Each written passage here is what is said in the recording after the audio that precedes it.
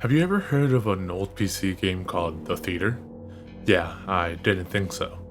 Probably because many people say it doesn't even exist. You see, The Theater is an old computer game released around the same time as Doom. Today, if you ever find it, it's only available on crappy bootleg CD-ROMs, which more often than not don't even actually contain the game.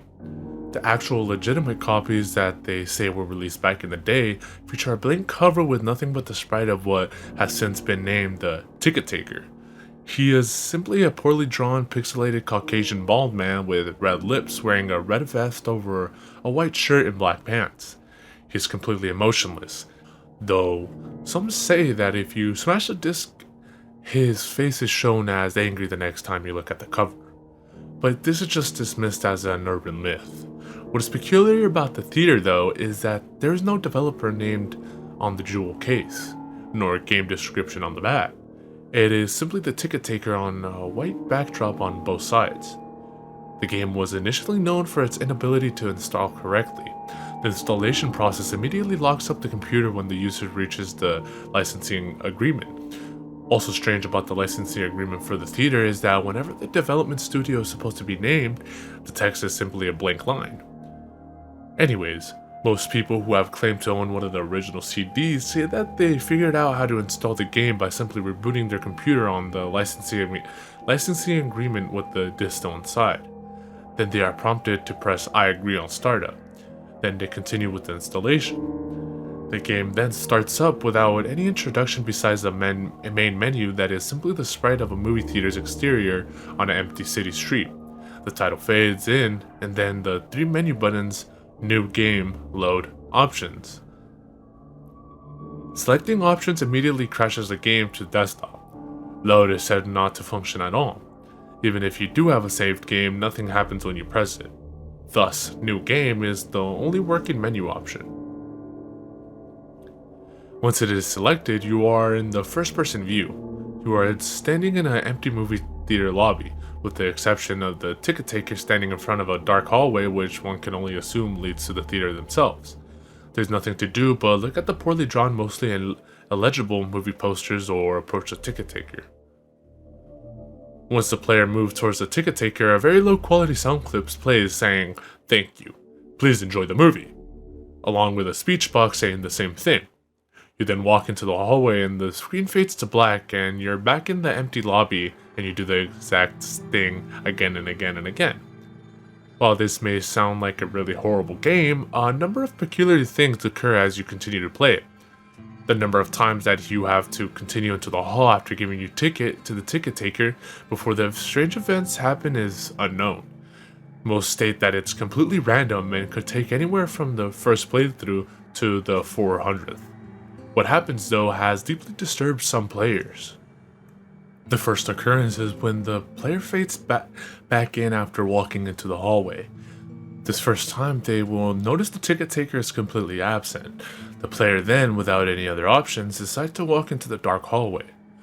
The sound clip and text box mentioned previously still play in the absence of the ticket taker, but when the player walks into the hallways, the screen does not fade out. It goes pitch black as they walk deeper into the hall, but the player's footsteps sound clip is still playing as they continue to push the up button on the keyboard. Those claiming to have played the original game report to have felt extremely uncomfortable walking down the hallway, anticipating the whole way something horrible happening. Well, eventually, the player is unable to move forward.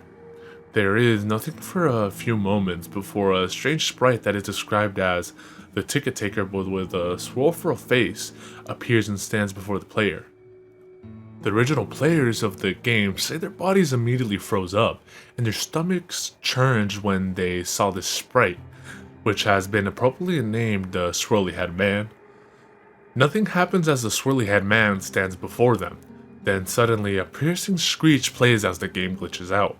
This lasts for a few minutes, with the screeching being continuous. Then the player is abruptly returned to the lobby with all the sounds and graphics being as they should be. The game continues normally for the next couple of cycles of entering the hallway, with a couple of the original players claiming that the swirly head man would appear briefly and disappear in the corner of the screen as a brisk yelp sound effect plays. Then at some point after meeting the swirly headman, the player sees the ticket taker pacing back and forth, though there is no walking animation. The sprite's limbs are completely static, so he just hops up and down slightly as a substitute.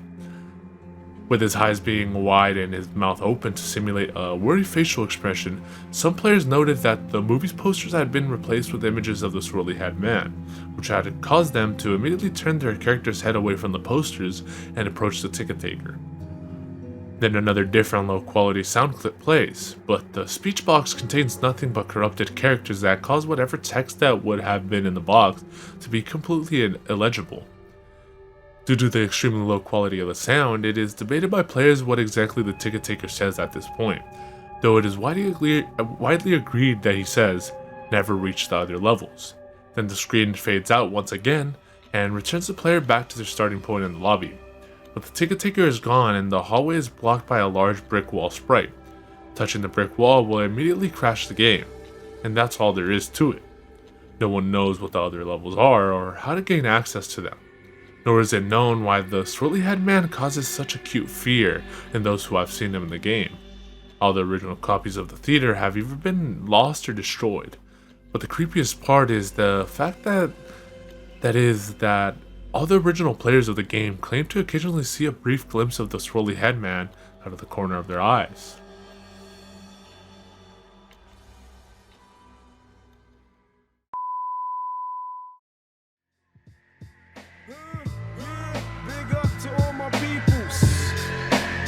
I done dug into my bag of tricks, came up with some different skits, not your average mafia, I be on some different shit, you know I'm pimping shit, that make you use your mind, so if you can fill in the blanks, do it when it's time, come on, 1, 2, 3, 4, 5, 6, 7, feel like I'm in hell, but I wish I wasn't, yeah you got it, now knock it, while I rock it, I stick plugs in the socket, and money in my, yo I get psychotic when you try to diss my staff, no props for you.